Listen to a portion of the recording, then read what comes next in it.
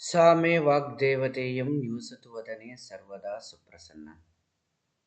सर्वेभ्यः छात्रेभ्यः स्वागतं, शुभस्वागतं, संस्कृतं स्वागतम्। दशमी कक्षायाः शेबुषी पाठ्यपुस्तके सूक्तयः इति अस्य वर्षस्य अन्तिमं पाठं पठन्तः स्मः। अयं पाठः मूलतः तमिळुभाषायाः तिरुक्कुरळ् नामक ग्रन्थात् गृहीतः अस्ति। अयं ग्रन्थः तमिळभाषायाः वेदः इति कथ्यते। अस्य प्रणेता तिरुवळ्ळुवरः वर्तते। प्रथमशताब्दी अस्य कालः स्वीकृतः अस्ति। धर्मार्थकामप्रतिपादकोऽयं ग्रन्थः त्रिषु भागेषु विभक्तोऽस्ति। तिरुशब्दः श्रीवाचकः अस्ति, अतः तिरुक्कुरळ् शब्दस्य अभिप्रायः भवति श्रिया युक्ता वाणी। अस्मिन् ग्रन्थे मानवानां कृते जीवनोपयोगि सत्यं सरसबोधगम्यपद्यैः प्रतिपादितम् अस्ति। वयं पठितवन्तः, इदानीम् अभ्यासं सम्पादयन्तः स्मः। तत्पूर्वं पुनरेकवारं सर्वाः सूक्तयः पठामः। पिता यच्छति पुत्राय बाल्ये विद्याधनं महत्, पितास्य किं तपस्तेपे इत्युक्तिस्तत्कृतज्ञता। अवक्रता यथा चित्ते तथा वाचि भवेद्यदि, तदेवाहुः महात्मानः समत्वमिति तथ्यतः। त्यक्त्वा धर्मप्रदां वाचं परुषां योऽभ्युदीरयेत्, परित्यज्य फलं पक्वं भुङ्क्ते पक्वं विमूढधीः। विद्वांस एव लोकेऽस्मिन् चक्षुष्मन्तः प्रकीर्तिताः, अन्येषां वदने ये तु ते चक्षुनामनी मते। यत् प्रोक्तं येन केनापि तस्य तत्त्वार्थनिर्णयः कर्तुं शक्यो भवेद्येन स विवेक इति ऋतः। वाक्पटुर्धैर्यवान् मन्त्री सभायामप्यकातरः, स केनापि प्रकारेण परैर्न परिभूयते।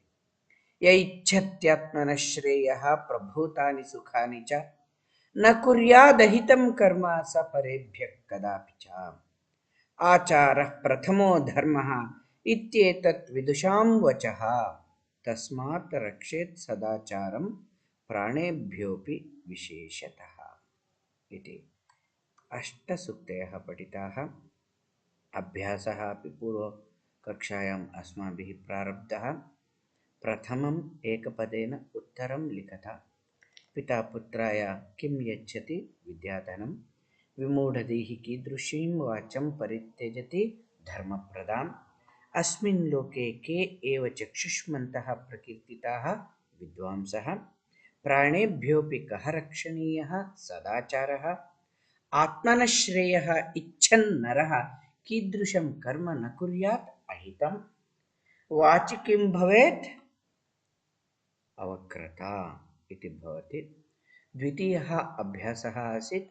स्थूलपदानि आधृत्य प्रश्ननिर्माणं कुरुत।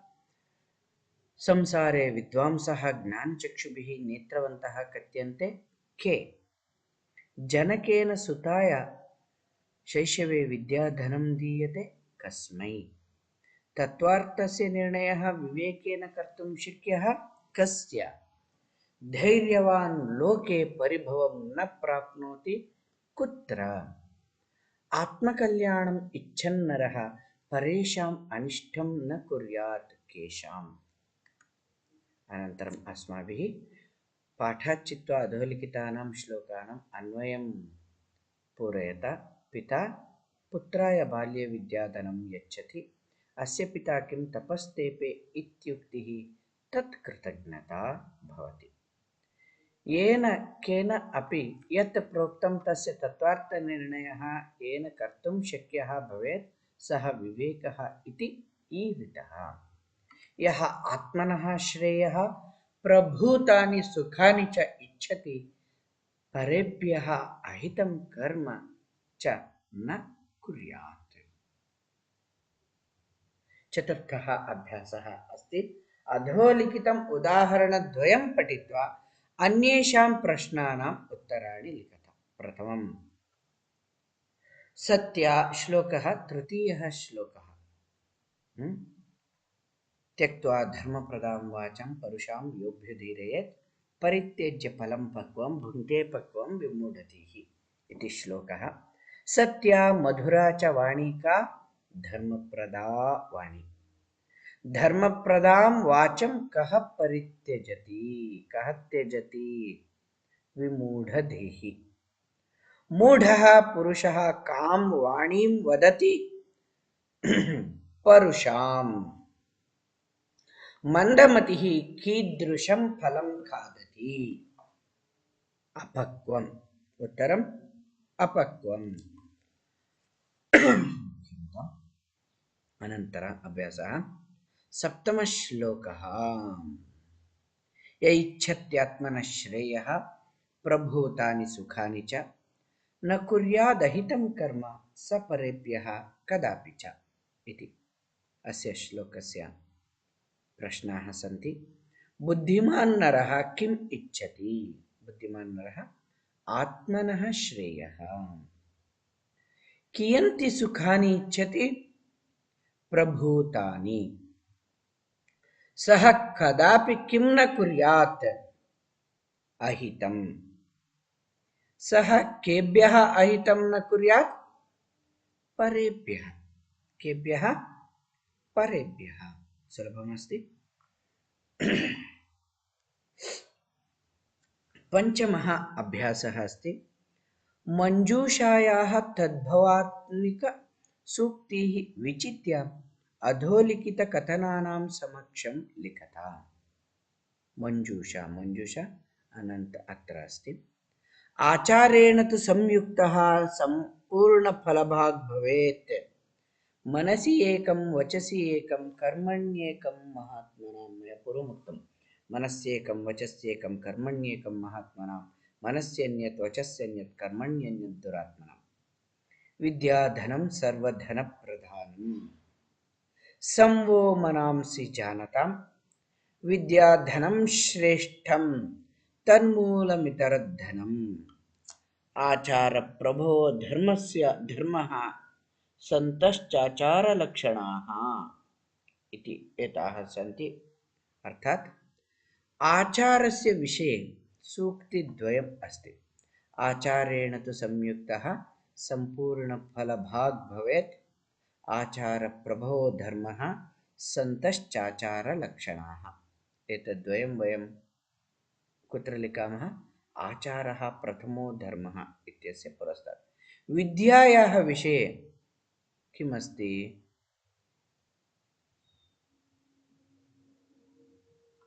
विद्यायाः विषये विद्याधनं सर्वधनप्रधानम्। अनन्तरं विद्याधनं श्रेष्ठं तन्मूलमितरद्धनम् इति विद्यायाः विषये वयं लिखामः। चित्ते वाचि च अवक्रता एव समत्वं। समत्वस्य विषये किमस्ति?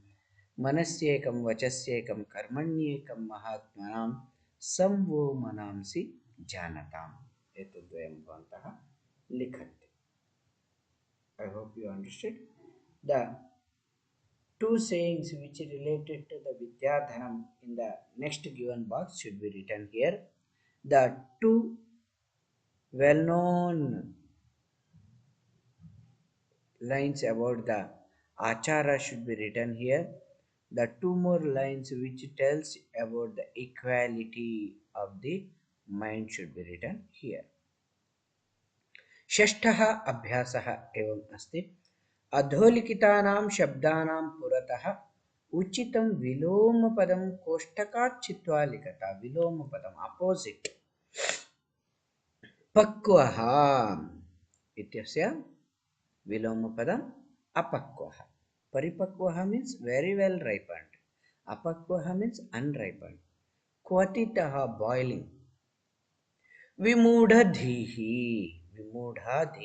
यस्य सः विमूढधीः. Whenever I see, I am telling you the samasa because it is very important. Keep it in the mind. That means one whose mind is foolish. सुधीहि नाम पंडिता. सुष्टुधीहि यस्य सः सुधीहि. Sudihi means scholar. Nidhihi. Nidhihi means treasure. Guptam dhanam. Mandadhihi. Mandadhihi yasya saha. One whose mind is very low. Vimudadhihi. Mandadhihi. Vimudadhihi ityasya विलोमपदम. विलोमपदम किमस्ति? सुधीः. सुधीः means scholar. विमूढधीः fool. Fool scholar. कातरः. कातरः नाम भयभीतः. अकरुणः ungrateful. अकरुणः यस्य करुणं न unkind. अधीरः यस्य धैर्यं न भवति सः अधीरः भीतः भवति. अकातरः न कातरः अकातरः. कातरः इत्यस्य विलोमपदम् अकातरः इति भवति. कृतज्ञता. कृतं जानाति इति कृतज्ञः. कृतज्ञता ग्रेटफुलनेस. कृपणता. कृपणता मीन्स miser. कृतज्ञता. This is very very important. कृतं जानाति इति कृतज्ञः. कृतं न जानाति इति कृतज्ञः. कातरता eagerness. So what is the opposite? कृतज्ञता. आलस्यम laziness. उद्विग्नता worrisome. विलासिता luxurious. उद्योगः hard work. आलस्यम lazy. उद्योगः hard work. परुषा. परुषा means harsh.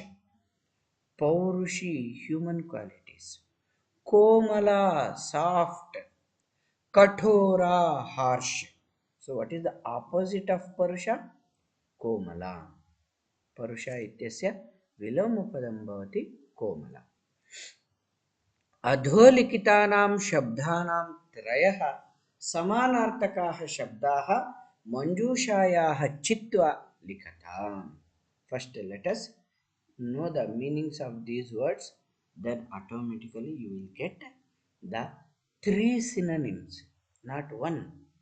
Three synonyms of each word.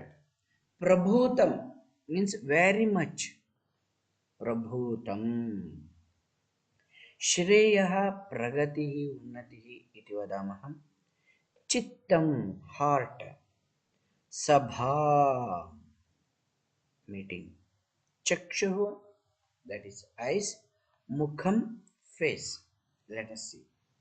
Lochanam iti kasya. चक्षुः इत्यस्य लोचनम्. शुभं कस्य? श्रेयः इत्यस्य. मनः. मनः नाम चित्तम्. आननं मुखं. संसद्. संसद् नाम सभा. संसद् भवनम् इति वदामः. वदनं मुखं. For mukha we got ananam and vadanam. Netram. Netram means akshi, chakshuh. Parishad. Parishad nama पुनः अत्र सभा. संसद परिषद. विधान परिषद इति वदामः. सभा. सभा is already given. Again he is giving सभा. चेतः. चेतः नाम चित्तं मनः. बहु अधिकं. प्रभूतं. प्रभूतं नाम बहु. शिवं. शिवं नाम श्रेयः. पुनः भूरि. भूरि नाम अधिकं प्रभूतं. मानसं. मानसं नाम अत्र चित्तं. I hope you got all the three for manasam. Nayanam. Nayanam means chakshuh. Again विपुलं. विपुलं means अधिकं प्रभूतं. वक्त्रं. वक्त्रं नाम मुखं. कुत्र अस्ति मुखम्? अन्तिमं. नेक्स्ट कल्याणं श्रेयः. कल्याणं श्रेयः. Let us see now what are all the three things that we get for this. Prabhutam ityasya first one is bahu, bhuri, anantaram vipulam. Shreyah ityasya shubham, anantaram shubham, shivam, anantaram kalyanam. Chittam ityasya मनः, अनन्तरं चेतः, अनन्तरं मानसम्. सभा इत्यस्य संसत्, परिषत्, सभा इति अस्ति. चक्षुः इत्यस्य लोचनं, नेत्रं, नयनम् इति अस्ति. मुखम् इत्यस्य आननं, वदनम्, अनन्तरं वक्त्रम् इति त्रीणि सन्ति. एवं भवन्तः पठन्तु. भवतु शुभदिनं, भवतु अनुदिनं, गृहे एव तिष्ठन्तु, स्वस्थाः जीवन्तु.